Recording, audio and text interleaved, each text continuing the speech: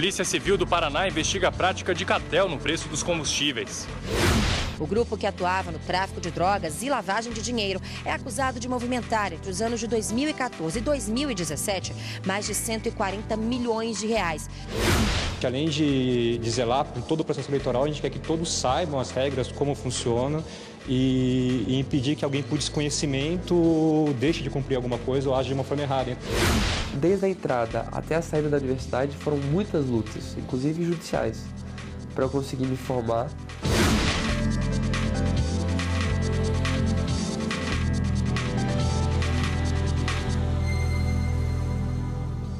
Olá, boa tarde. Boa tarde. A Procuradora-Geral da República, Raquel Dodge, apresentou recurso ao Supremo Tribunal Federal contra a decisão da segunda turma que concedeu liberdade ao ex-ministro José Dirceu. O ex-ministro foi condenado em segunda instância a mais de 30 anos de prisão por corrupção ativa, lavagem de dinheiro e organização criminosa na Operação Lava Jato.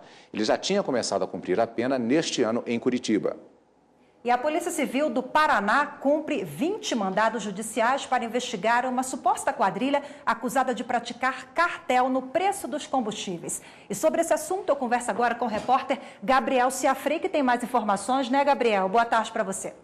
Oi, Rafaela, boa tarde para você, boa tarde a todos.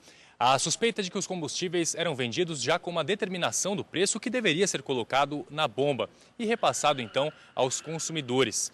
8 funcionários de 3 distribuidoras foram presos na manhã de hoje, suspeitos de participação no esquema. A Polícia Civil também cumpriu 12 mandados judiciais de busca e apreensão na capital do estado, Curitiba. Além disso, também foram bloqueados os e-mails de 9 investigados. As investigações começaram depois que donos de postos de combustíveis fizeram acordo de colaboração premiado com o Ministério Público. Os investigados podem responder pelos crimes de organização criminosa e abuso de poder econômico. Rafaela. Obrigada pelas informações, Gabriel. E o Superior Tribunal de Justiça nega a liberdade a empresário acusado de tráfico internacional de drogas. Ivo Queiroz teria ligação com uma organização criminosa que movimentou mais de 140 milhões de reais. O empresário do setor de blindagem e comércio de carros e restaurantes foi preso em maio durante a Operação Efeito Dominó, um desdobramento da Operação Spectrum, que em 2017 prendeu um dos maiores traficantes da América Latina, de acordo com a Polícia Federal. O grupo que atuava no tráfico de drogas e lavagem de dinheiro é acusado de movimentar, entre os anos de 2014 e 2017, mais de 140 milhões de reais, dinheiro da venda de 27 toneladas de cocaína. Aqui no STJ, a defesa pediu a liberdade do empresário. Afirmou que as suspeitas sobre Ivo Queiroz são equivocadas e classificou a prisão cautelar como desnecessária. Mas, para o Ministério Público, o empresário planejava uma fuga para os Estados Unidos com o objetivo de escapar da prisão por condenação de homicídio em outro processo. O vice-presidente do STJ, ministro Humberto Martins, presidente em exercício, negou o pedido de liberdade. De acordo com ele, a prisão foi devidamente fundamentada na necessidade de garantir a ordem pública e a aplicação da lei penal. 5 pessoas foram presas pela Polícia Federal na manhã desta terça-feira, suspeitas de desviar mais de 5 milhões de reais da Prefeitura de Jales, no interior de São Paulo. Entre os presos estão a secretária de Saúde da cidade e a diretora financeira da administração municipal. A Operação Farra do Tesouro cumpriu também 13 mandados de busca e apreensão. Os presos serão indiciados por crimes como peculato, lavagem de dinheiro e associação criminosa. Operação da Polícia Federal em 6 estados e no Distrito Federal investiga desvio de dinheiro público em obras em rodovias federais. Nós voltamos a falar ao vivo agora com a reportagem da TV Justiça e quem está a postos é a repórter Carolina Chaves e tem as informações, né, Carolina? Boa tarde. Boa tarde, Rafaela. Boa tarde a todos. Olha, a operação tem o objetivo de reunir provas de crimes de desvio de recurso público e também de lavagem de dinheiro que teriam sido cometidos entre 2009 e 2010. Segundo a investigação, os crimes ocorreram nos contratos das obras da BR-101 e também de outras rodovias federais no estado. Estão sendo investigados os contratos celebrados entre o DENIT e construtoras. São cumpridos, Rafaela, 27 mandados de busca e apreensão no Rio Grande do Norte, São Paulo, Rio de Janeiro, Distrito Federal, Minas Gerais, Paraná e Ceará. Essa operação é um desdobramento da primeira fase de investigação que foi deflagrada em 2010, porque surgiram fatos novos em ações penais em curso. Carlos Eduardo. Obrigado, Carol. E ainda nesta edição do Jornal da Justiça, levantamento do Ministério da Saúde aponta que os motoboys são os que mais sofrem acidentes de trânsito relacionados ao trabalho. As causas estruturais são aquelas relacionadas às condições das vias, sinalização e também atitudes dos outros motoristas.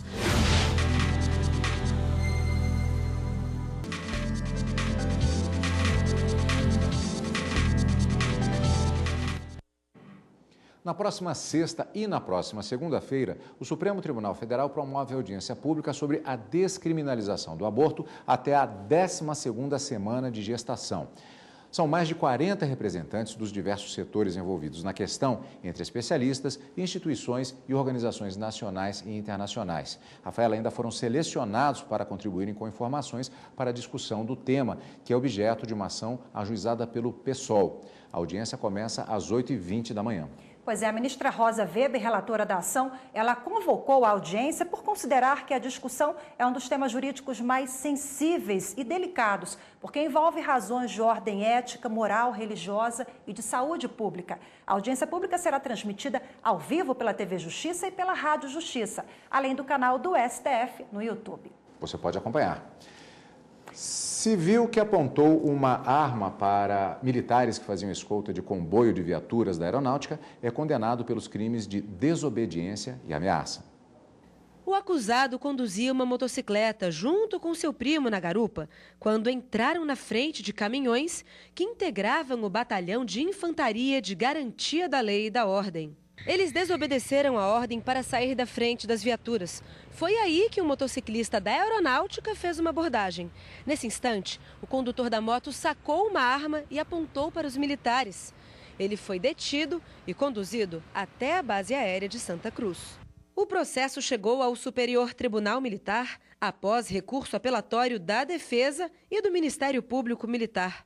A defesa alegou que o apelante, que conduzia a motocicleta, cometeu uma mera infração administrativa de trânsito e solicitou a sua absolvição na segunda instância. Quanto ao segundo acusado, absolvido na primeira instância, o advogado alegou que não existia nenhuma prova de participação dele no referido crime.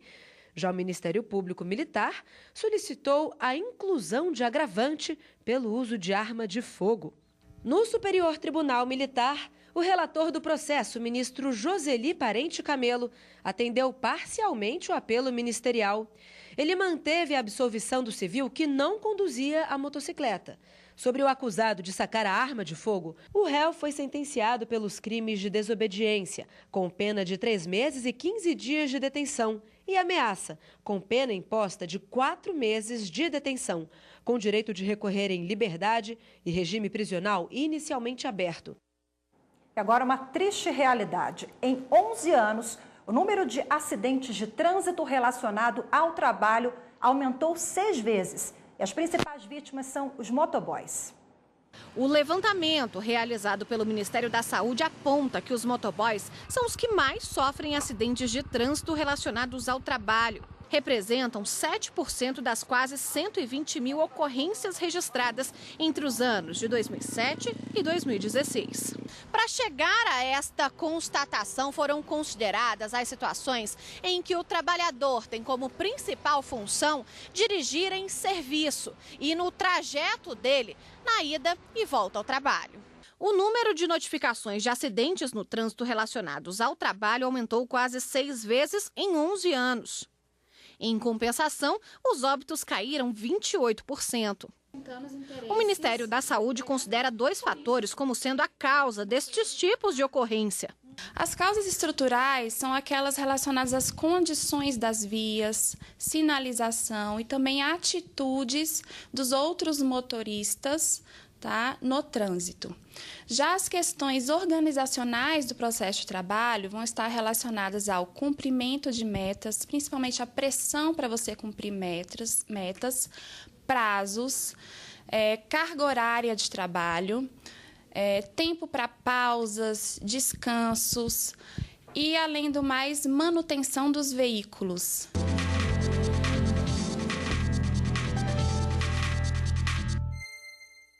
E para falar mais sobre o assunto, recebemos agora aqui no estúdio o diretor-geral do DETRAN, aqui no Distrito Federal, Silvain Fonseca, quem eu agradeço em primeiro lugar a participação conosco. Boa tarde. Boa tarde, nós que agradecemos. Agora, como nós vimos na reportagem, infelizmente é uma realidade, o número de acidentes envolvendo motociclistas é muito alto.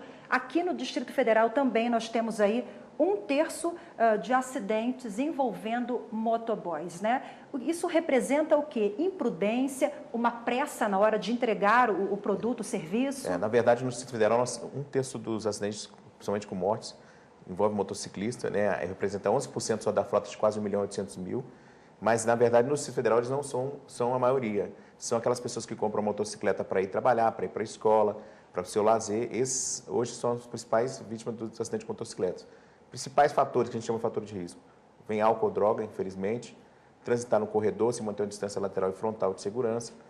Bem citado, né, na reportagem, infrações cometidas por outros condutores, como teclar o celular. Então, a combinação dessas infrações acabam provocando acidentes de natureza grave. Só uma questão, o transitar no corredor, existe uma questão legal, que é o fato de que há um grande debate sobre isso, não é ilegal, mas tem sido considerado um ato de imprudência de qualquer forma? Na verdade, foi vetado, né, esse artigo do Código de Trânsito Brasileiro, então nós entendemos que o trânsito está totalmente parado e a moto, pela sua natureza, transitar de forma adequada para passar na frente, tudo bem, mas se o trânsito flui, a moto tem que estar na faixa dela, fluindo com os demais veículos, respeitando o limite de velocidade e as outras regras de circulação. São situações diferentes. Eu gostaria só de pegar um dado que foi citado pelo Silvain, que é o seguinte, que é o fato de que Brasília ela não está realmente entre aqueles que contribuem para essa estatística que aponta os motoboys como as principais vítimas do trânsito, o que é uma boa notícia em relação a Brasília. Então, está se fazendo alguma coisa certa especificamente no trânsito da cidade? Sim, nós temos trabalhado muito a questão da educação, da fiscalização. A própria categoria trabalha muito a capacitação e treinamento, porque a moto é uma prioridade das ações de fiscalização de trânsito. Agora, o seguinte, no ano passado foram 257 mortes aqui no Distrito Federal. E, dentre esse número, quase 40 foram motoristas que estavam usando cocaína, é isso? E há uma realidade também dos motociclistas. Existe o uso de psicotrópicos? Na verdade, o Distrito Federal foi a unidade de federação que mais reduziu o número de mortos, mas, lamentavelmente, tivemos 257 mortos. Desses 257, 113 entre motoristas, ciclistas, pedestres, passageiros, tinham consumido álcool ou outro tipo de droga. E 39 desses elementos, dessas pessoas, tinham consumido cocaína além do álcool. O arrefecimento da legislação, a legislação mais dura nos últimos anos com relação a isso, no primeiro momento ela parece que teria diminuído, inclusive, essas incidências. As pessoas estão desobedecendo a legislação nesse sentido? Olha, nós acreditamos que a legislação veio para trabalhar mais na prevenção. Então, as unidades de federação que trabalham em educação, fiscalização e engenharia têm conseguido bons resultados.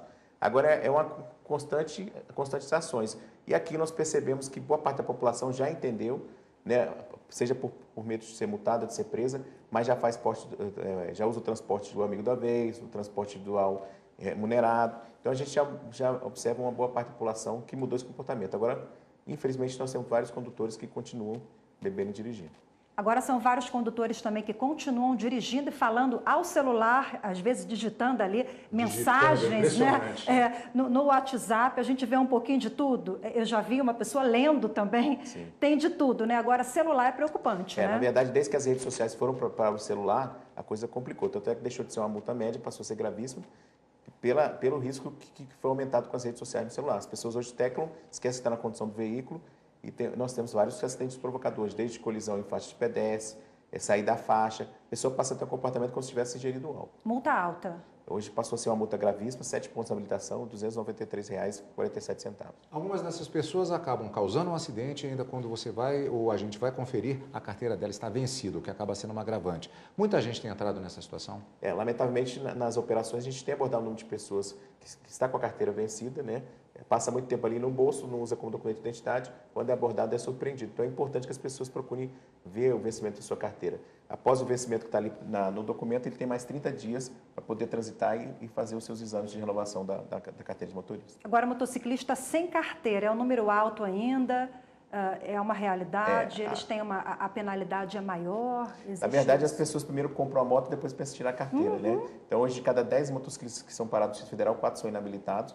Acredito que a realidade no país, dependendo da região, é muito maior. Acho que Norte, Nordeste, né? Cidade de lamentavelmente, interior né, é muito comum. A pessoa compra a moto primeiro, é um veículo fácil de aprender a andar e não se habilita, não aprende a legislação de trânsito, não preocupa com a sua segurança, com um capacete adequado, uma roupa adequada e acaba se envolvendo mais em acidente de trânsito. Tem se popularizado, assim como já acontece em outros países, as chamadas scooters, que tem uma manobrabilidade, até tem um veículo de uma certa segurança, mas que tem seus cuidados específicos. Aquelas motos menores? Exatamente. Assim, tipo, vou usar o exemplo das antigas Lambretas, das antigas Vespas. Só que muitas pessoas também, com base no período em que não era exigida a carteira, continuam fazendo exatamente isso e nem se preocupam em tirar a carteira. Isso está errado. Errado. Hoje tem que ser maior de 18 anos, tem que ter a permissão ou a carteira para habilitação A para conduzir esse tipo de veículo. Isso é importante e é obrigatório. Maravilha, então, Silvain, muito obrigada mais uma vez pela participação conosco. Até a próxima. Obrigada pelos esclarecimentos, né, Cadu? Exatamente. Obrigado e boa tarde. Eu agradeço. E no próximo bloco do Jornal da Justiça, adolescente que entrou com 14 anos na UNB se torna o advogado mais jovem do país. Desde a entrada até a saída da universidade foram muitas lutas, inclusive judiciais, para eu conseguir me formar.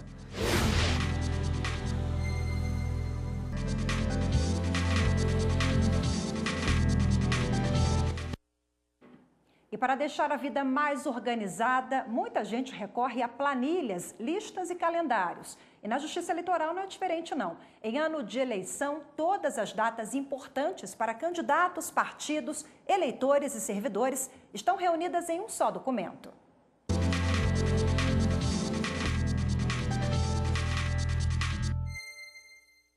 Michele tem um apelido carinhoso. Eu sempre fui muito organizada. As minhas amigas falam que eu sou a maníaca das listas, porque eu sempre fazia lista para tudo. Será que as amigas têm razão? Dá só uma olhada nas anotações.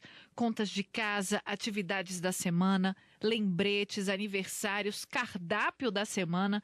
No trabalho é a mesma coisa.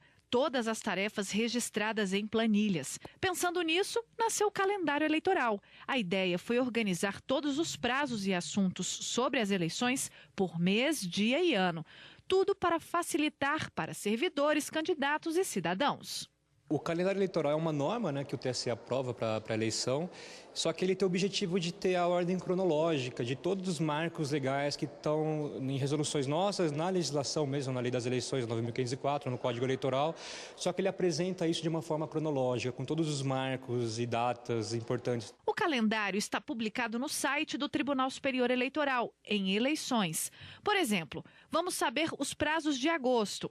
Olha só. Dia 5 é o último dia para a realização de convenções partidárias. Já dia 15 é o último dia para solicitar o registro de candidatura à Justiça Eleitoral. É uma segurança para que nada escape, ou para que isso para a Justiça Eleitoral, para que a gente não deixe principalmente na parte de administração da eleição, que a gente não deixe passar nada.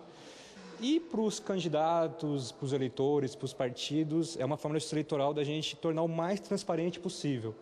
Que a gente, além de zelar por todo o processo eleitoral, a gente quer que todos saibam as regras, como funciona, e impedir que alguém por desconhecimento deixe de cumprir alguma coisa ou age de uma forma errada. Então é uma forma de deixar ainda mais didático para todos os envolvidos no processo eleitoral. Então é isso, eleitor. Você já tem a ferramenta para ficar de olho se candidatos e partidos estão cumprindo o que manda a lei. Na Paraíba, um mutirão de interdição garante atendimento judiciário a cidadãos com problemas de saúde e que precisam de cuidadores. O cumprimento da decisão é imediato e a parte já sai com o termo de curatela em mãos. Assim vem funcionando o mutirão de interdição que está sendo realizado no Fórum da Comarca de Mamanguape. Os municípios de Capim, Itapororoca, Mataraca e Cuité de Mamanguape, que também integram a comarca, foram parceiros da iniciativa. De acordo com a magistrada que idealizou o mutirão, Os serviços prestados pelas equipes irão garantir que os jurisdicionados com problemas de saúde e que precisam de curadores para auxiliá-los no dia a dia tenham suas necessidades judiciárias atendidas. Levando em questão a necessidade do deslocamento dessas pessoas até a capital do estado. Muitas vezes essas pessoas não têm recursos financeiros para se deslocar. Então, por uma série de fatores, os processos atrasavam. Processos que poderiam demorar até 3 anos estão tramitando em um único dia com a realização de triagem por equipes de assistentes sociais, perícias médicas, parecer do Ministério Público, acompanhamento da Defensoria e prolatação de sentença pela representante do Judiciário Estadual.